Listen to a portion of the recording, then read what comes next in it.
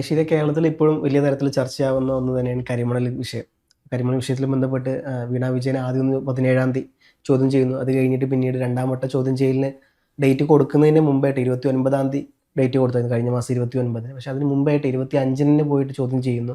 അപ്പം എല്ലാവരും വലിയ ആകാംക്ഷയോടെ കണ്ടത്. കാരണം എന്താ പറയുക, വീണ വിജയൻ്റെ ആ ഒരു നീക്കം ഞാൻ വിചാരിച്ചത് കയ്യിൽ എന്താ പറയുക അഴുക്കില്ല, അതുകൊണ്ട് പിന്നെ പേടിക്കേണ്ട ആവശ്യമില്ല, എന്നാൽ അത്തരത്തിൽ എന്തെങ്കിലും ഭയക്കേണ്ട ആവശ്യമില്ലല്ലോ, ഇത്തരത്തിൽ 29 വരെ നീണ്ടു നിൽക്കുന്നുള്ളൂ. പക്ഷെ അതിന് മുമ്പേ പോയി കണ്ട പെട്ടെന്ന് ആരെയും ഒന്നും പേടിക്കാനില്ലാത്തതുകൊണ്ട് ഇത്ര കൂളായി പോകുന്നത്. ഇ പറഞ്ഞ ഡേറ്റിനേക്കാളും മുമ്പ് കയറി ചെല്ലുന്നു.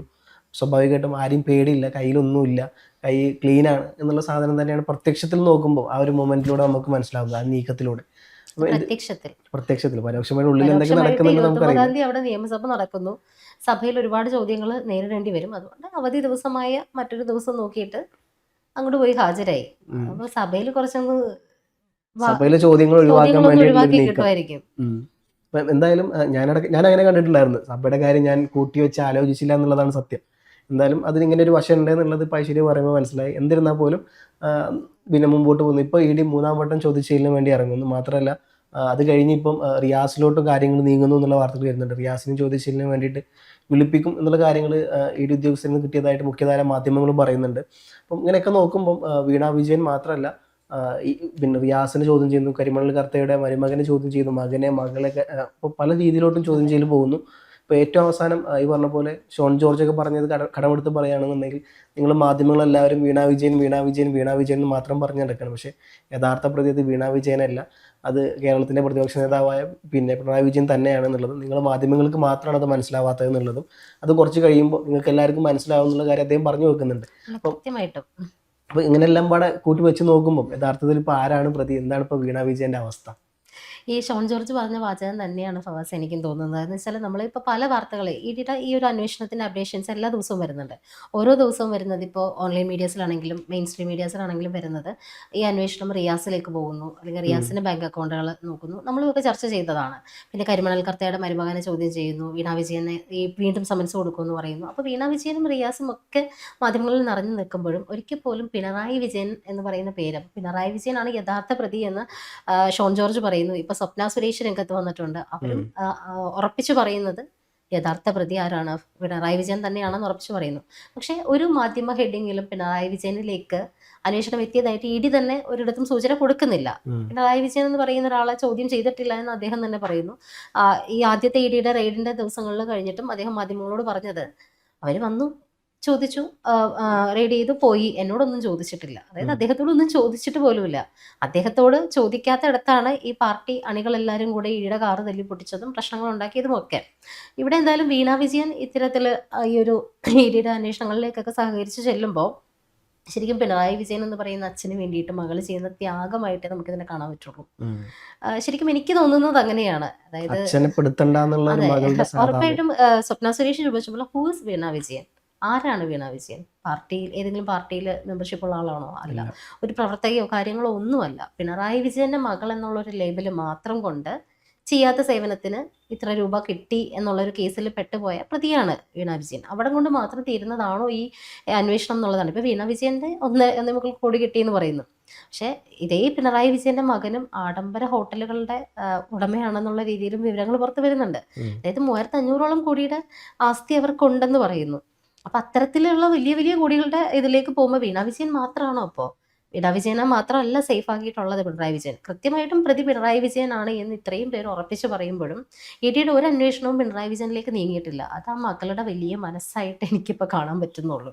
അല്ലെങ്കിൽ റിയാസ് പോലും പെട്ടിട്ടും വീണ വിജയൻ ഇപ്പോഴും അച്ഛനിലേക്ക് കാര്യങ്ങൾ എത്താണ്ട് നോക്കുന്നുണ്ട്. കാര്യം കൃത്യമായിട്ടും ഇ ഡിയുടെ ഇപ്പോൾ പറഞ്ഞതിന് മുന്നേ ചെന്ന് ഇ ഡിയെ കാണുന്ന അവസ്ഥയിലേക്ക്, ചോദ്യം ചെയ്യലിൻ്റെ മൊഴിയെടുപ്പിന് ഹാജരാകുന്നതൊക്കെ അച്ഛനെ സേഫാക്കാനായിട്ട് ആ മകൾ ചെയ്യുന്ന ത്യാഗമായിട്ടാണ് ഇപ്പോൾ ഈ ഒരു സെക്കൻഡിൽ എനിക്ക് തോന്നുന്നത്. ശരിക്കും പഠിക്കാനായിട്ട് തീരെ മണ്ടിയായിരുന്നൊരു, അല്ലെങ്കിൽ തീരെ പിന്നിലായിരുന്ന ഒരു വിദ്യാർത്ഥി മകൾക്ക് വേണ്ടിയിട്ട്, ആ മകളെ രക്ഷപ്പെടുത്താനായിട്ട് അച്ഛൻ ലീല ഗ്രൂപ്പിന്റെ ഹോട്ടൽ ഉടമ ക്യാപ്റ്റൻ കൃഷ്ണൻ നായരെയും കൂട്ടിയിട്ടാണ് ബെർലിൻ കുഞ്ഞനന്ദൻ നായർ എഴുതിയ പുസ്തകത്തിൽ അദ്ദേഹം പറയുന്നുണ്ട്. ലീല ഗ്രൂപ്പിന്റെ ഹോട്ടൽ ഉടമ ക്യാപ്റ്റൻ കൃഷ്ണൻ നായരുമായിട്ട് മാതാ അമൃതാനന്ദമയി അവരെയൊക്കെ കൂട്ടുപിടിച്ചിട്ടാണ് മകൾക്കൊരു സീറ്റ് തരപ്പെടുത്തി കൊടുത്തത്. അപ്പോൾ ചെറുപ്പം മുതലേ പുത്രീ സ്നേഹം KT തോമസ് ആണ് ആ വാചകം കൃത്യമായിട്ട് സഭയിൽ പറഞ്ഞിട്ടുള്ളത്. പുത്രി സ്നേഹത്താൽ അന്ധനായി പോയൊരു മുഖ്യമന്ത്രിയാണ് പിണറായി വിജയൻ എന്നുള്ളത്. അപ്പൊ പുത്രിയോടുള്ളൊരു സ്നേഹം നമ്മൾ പലപ്പോഴും കണ്ടിട്ടുണ്ട്. മകൾ അങ്ങനെയാണ്, അച്ഛന്മാർക്ക് എപ്പോഴും പെൺമക്കളോട് ഭയങ്കര ഒരു ഇഷ്ടക്കൂടുതൽ ഉണ്ടാവും. അതെപ്പോഴും അച്ഛന്മാർക്ക് അല്ലെങ്കിലും ആണായാലും പെണ്ണായാലും മക്കളോട് ഇഷ്ടക്കൂടുതലുണ്ടാവും. പ്രത്യേകിച്ച് നമ്മൾ പറയും പെൺമക്കളോട് അച്ഛന്മാർക്ക് ഇഷ്ടം കൂടുതലായിരിക്കും. അതിലൊന്നും തെറ്റ് പറയാനൊന്നുമില്ല. പക്ഷെ അത്തരത്തില് കോളേജിൽ സീറ്റ് പോലും വാങ്ങിക്കൊടുക്കാൻ തൻ്റെ എല്ലാ ആശയങ്ങളും മാറ്റി വെച്ചുകൊണ്ട് സ്വാശ്രയ കോളേജിനെതിരെ ഇവിടെ അണികളെ കൊണ്ട് വാളെടുത്ത് സമരം ചെയ്യിപ്പിക്കുമ്പോൾ അപ്പുറത്ത് അതേ സ്വാശ്രയ കോളേജിൽ മകൾക്ക് അഡ്മിഷൻ വാങ്ങിക്കൊടുത്ത് മകളുടെ ഭാവി സേഫ് ആക്കിയ ഒരു അച്ഛനാണ്. അത്രയും ത്യാഗം ചെയ്തിട്ടുള്ള അച്ഛനാണ്. അപ്പൊ അച്ഛന് വേണ്ടിയിട്ട് ഇപ്പോ ഒരു പ്രത്യുപകാരം പോലെ വീണ വിജയൻ ചെയ്യുന്ന ഒരു ത്യാഗമായിട്ടാണ് ഇപ്പൊ എനിക്ക് തോന്നുന്നത് ഇതിനെ. അല്ലെങ്കിൽ ഒരിക്കൽ പോലും പിണറായി വിജയൻ എന്ന പേര് പുറത്തേക്ക് വിട്ടുകൊടുക്കാണ്ട് മകൾ തന്നെയാണ് സംരക്ഷിച്ച് പിടിക്കുന്നത്. മകളുടെ കടമയാണ്. അതിലുപരി ഈ പറഞ്ഞ പോലെ അച്ഛൻ മകൾ എന്നുള്ള ഒരു പാർട്ടി നേതാവ് കൂടിയാണ് CPM പിണറായി വിജയൻ. ഇത്തരത്തിൽ എന്താ പറയാ, മകളിലോട്ട് പോകുമ്പോൾ ഒന്ന് പാർട്ടി സേഫ് ആക്കാം എന്നുള്ള സാധനം വരുന്നുണ്ട്. ഇപ്പോൾ പണ്ട് കോടിയേരിയുടെ പിന്നെ മരണ പോലെ ബിനീഷിനെതിരെ സാധനം വന്നപ്പോൾ പാർട്ടിക്കെതിരെ മൂവ് ചെയ്യുന്ന സാധനം വന്നപ്പോൾ പെട്ടെന്ന് മാറി പറഞ്ഞത്, കോടിയേരി പറഞ്ഞത് അത് മകനുമായി ബന്ധപ്പെട്ട കാര്യമാണ്, പാർട്ടിയോ ഞാനോ അതിൽ ഉദ്യോഗസ്ഥന് പിന്നെ ബാധകമല്ല, പാർട്ടിയുടെ കാര്യമാണ്, അത്തരത്തിലോട്ട് പോട്ടെ എന്നാണ് പറഞ്ഞത്. ഇപ്പോൾ വീണ വിജയൻ്റെ കാര്യം വരുമ്പോൾ പാർട്ടി എന്താ പറയുക, ഈ പറഞ്ഞ പോലെ അദ്ദേഹത്തിൻ്റെ തട്ടുന്നില്ല എന്നുള്ളതിൻ്റെ ഏറ്റവും വലിയ സത്യാവസ്ഥ. കാരണം അച്ഛനെ സംരക്ഷിക്കപ്പെടുന്നു, മറുവശത്ത് മകൾ ഈ പറഞ്ഞ പോലെ പാർട്ടിയോട് ബന്ധമല്ല, അതുകൊണ്ട് പാർട്ടിയിലോട്ട് ഈ സാധനം നീളില്ല, മകളിലോട്ട് മാത്രമേ ഉള്ളൂ. വെറും ഒരു വ്യക്തിയിലോട്ട് മാത്രം നീളുമ്പോൾ സ്വാഭാവികമായിട്ടും AD അടക്കമുള്ള പല നേതാക്കളും വൻ സ്രാവുകളില്ല എന്നുള്ള തരത്തിലോട്ട് ഈ സാധനം പോവുകയും ഒരു വ്യക്തി മാത്രമാണ് എന്നുള്ള രീതിയിലോട്ട് ഈ സാധനം അവസാനിപ്പിക്കപ്പെടും എന്നുള്ളതാണ്. പക്ഷേ AD എനിക്ക് തോന്നുന്നു അങ്ങനെ വിട്ടുകൊടുക്കാൻ ADയും തയ്യാറല്ല എന്നുള്ളത്. കാരണം ADയെ സംബന്ധിച്ചിടത്തോളം നവീനൊക്കെ ഇവിടെ നേരിട്ട് ED ഡയറക്ടറായ നവീൻ നേരിട്ട് കേരളത്തിൽ വരുന്നു, അന്ന് അവരെ യോഗം വിളിക്കുന്നു, കോടതിയിൽ നേരിട്ട് ഹാജരാകുന്നു. ഇപ്പം ഒരു പ്രതിയെ ജാമ്യാപേക്ഷത്തിൽ വിട്ടതുമായി ബന്ധപ്പെട്ട് നേരിട്ട് കോടതിയിൽ പോകുന്നു, തങ്ങൾക്ക് കക്ഷി ചേരണമെന്ന് പറയുന്നു, തങ്ങളുടെ വാദം കൂടി കേൾക്കണം എന്നുള്ളതും സർക്കാരിൻ്റെ ഭാഗത്ത് അനാസ്ഥ പറ്റിയിട്ടുണ്ട് എന്നുള്ളതും സർക്കാർ പ്രോസിക്യൂട്ടറുമായി ബന്ധപ്പെട്ട കാര്യത്തിൽ സർക്കാരിൻ്റെ നിലപാടല്ല പ്രോസിക്യൂട്ടർ എടുത്തതെന്നുള്ള കാര്യം ബന്ധപ്പെട്ട് സർക്കാർ പിന്നീട് പെട്ടെന്ന് തന്നെ ഉത്തരവിറക്കുന്നു, ആ വ്യക്തിയെ അവിടുന്ന് മാറ്റുന്ന കാര്യം നമ്മൾ കണ്ടതാണ്. അപ്പം EDയെ സംബന്ധിച്ചിടത്തോളം ഇതവർ സാധാരണ ഒരു കേസാണെന്നുണ്ടെങ്കിൽ ED ഇത്തരത്തിൽ ഒരു എന്താ പറയുക പെട്ടെന്നുള്ള നിലപാടിലോട്ടൊന്നും ED പോവാറില്ല. പക്ഷേ ഇത് EDയെ തച്ചു. ഇപ്പോൾ മറ്റ് സംസ്ഥാനങ്ങളും ED വെസ്റ്റ് ബംഗാളിലൊക്കെ പ്രശ്നങ്ങൾ നേരിട്ടിട്ടുണ്ടെങ്കിലും കേരളത്തെ സംബന്ധിച്ചുള്ള ഇത്ര ഇതാദ്യമായിട്ടാണ്. അത് മാത്രമല്ല അവിടെ തല്ലൊന്നും കൊണ്ടിട്ടില്ല, ഇവിടെ വരുമ്പോൾ അവരെ കാറൊക്കെ അടിച്ച് പൊളിക്കുന്നു. അപ്പം EDയും ഇതൊരു പ്രസ്റ്റീജ് ഇഷ്യൂ ആക്കി എടുക്കുന്നു. ഏത് തരത്തിലും ഇവർ ഡു ഓർ ഡൈ, ഇനി അവരെ ഇങ്ങനെ വിട്ടാൻ പറ്റില്ല എന്നുള്ള രീതിയിലോട്ട് EDയും പോകുന്നു. അതിനപ്പുറം പിണറായി വിജയനെ തൊടാൻ പറ്റൂ എന്നുള്ള ചോദ്യചിഹ്നം കിടക്കുന്നുണ്ട്. കാരണം ഇപ്പോൾ തന്നെ ഈ പറഞ്ഞ പോലെ വീണയിലോട്ടാണ് എല്ലാ സാധനങ്ങളും എത്തിച്ചേരുന്നത്. വീണ എന്ന് പറഞ്ഞ പോലെ.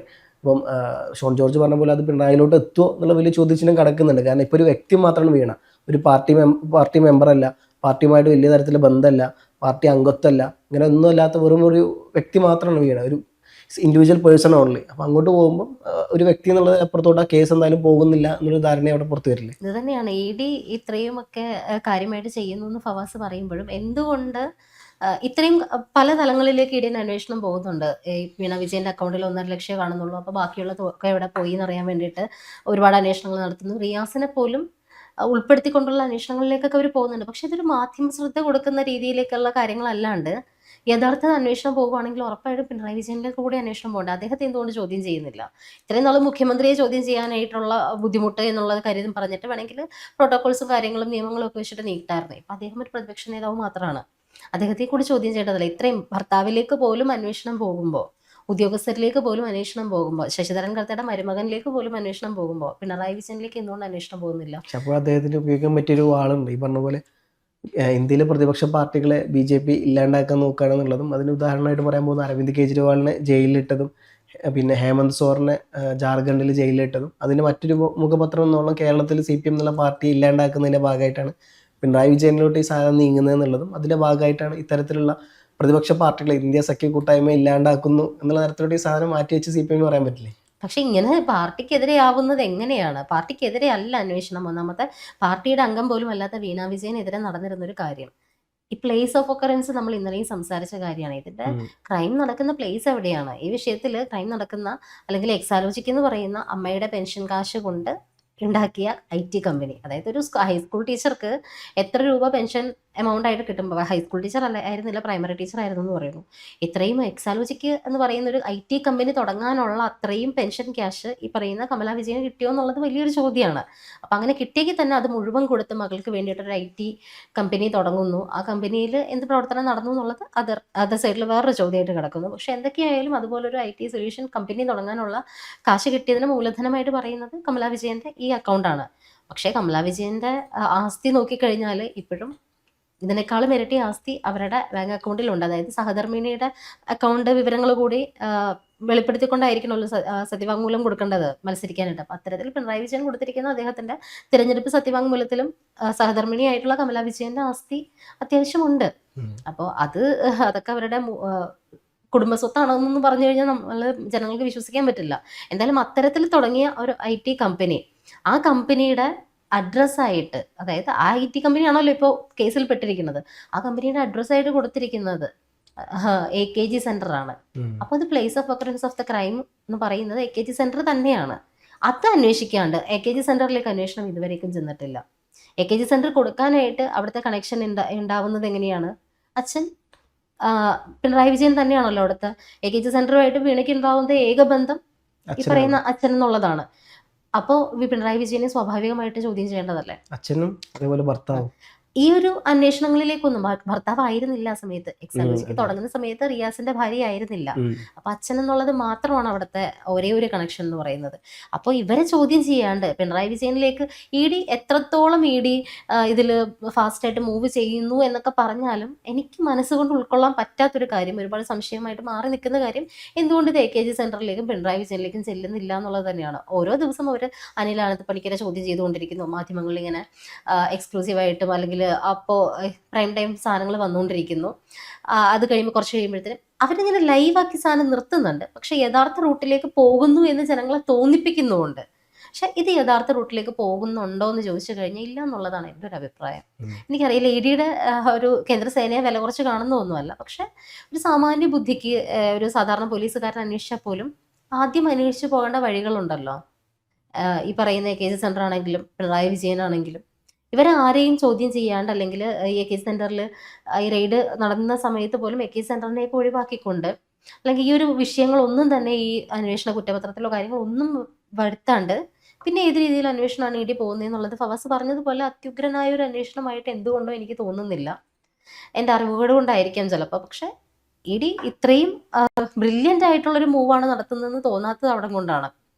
എന്തുകൊണ്ട് പിണറായി വിജയനെ ഇങ്ങനെ ടാർഗറ്റ് ചെയ്ത് പിടിച്ചിട്ട് ഇവിടെ പിന്നാലെ നടക്കുകയാണോ എന്നൊക്കെ ചോദിച്ചു കഴിഞ്ഞാൽ അറിയില്ല. ചിലപ്പോൾ EDയുടെ കുതന്ത്രം ലാസ്റ്റ് എല്ലാ തെളിവും ഒത്തു വന്നതിന് ശേഷം മാത്രം വലിയ മീനിലേക്ക് എത്താനായിരിക്കാം. പക്ഷെ അതില്ലാത്തടത്തോളം കാലം അത്രയും ബ്രില്യൻ്റ് ആയിട്ടുള്ളൊരു മൂവാണ് ഇവർ നടത്തുന്നതെന്ന് ഇപ്പോൾ വിശ്വസിക്കാൻ പാട് തോന്നുകയാണ്.